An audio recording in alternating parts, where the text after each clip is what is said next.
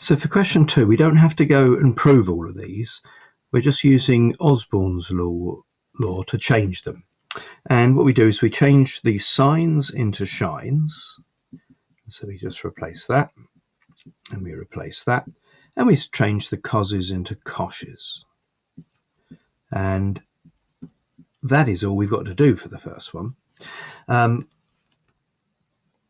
leave that there. For the second one, we take a sine 3a and we change that to a 3 sine a minus 4 sine cubed a. So this one's going to change.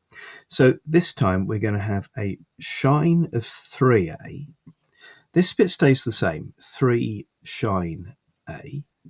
But because this one here includes a sine squared, we're going to change the sign of it. So it changes to 4 sine cubed a.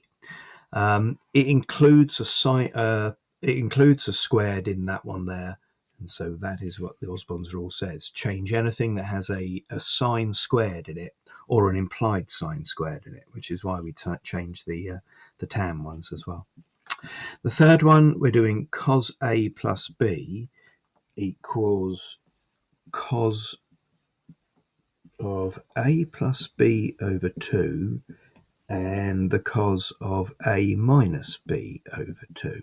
So I can't see any sine squareds in any of that, so we'll just change them all directly. So just changing all the coses for coshes and directly there.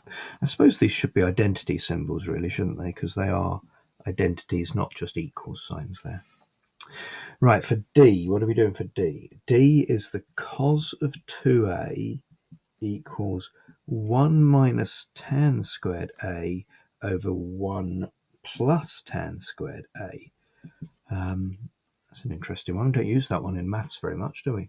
So we're changing this into a cosh, and we're changing these into tanh, and 1 plus tan.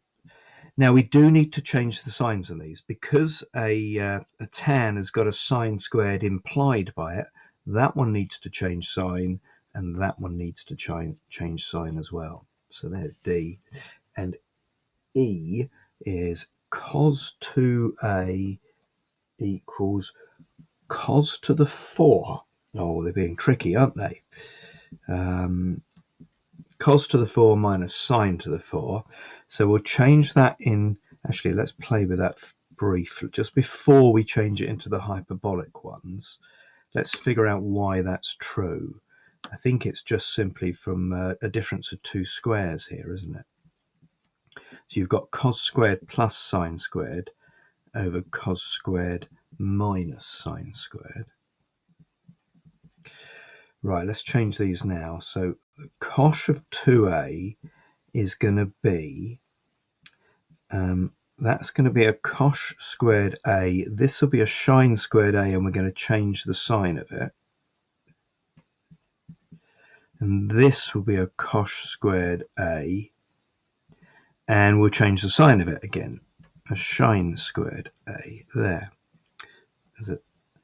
And if we multiply that out, I think we're just back to where we were, aren't we? So we've got cosh to the 4a minus sine to the 4a.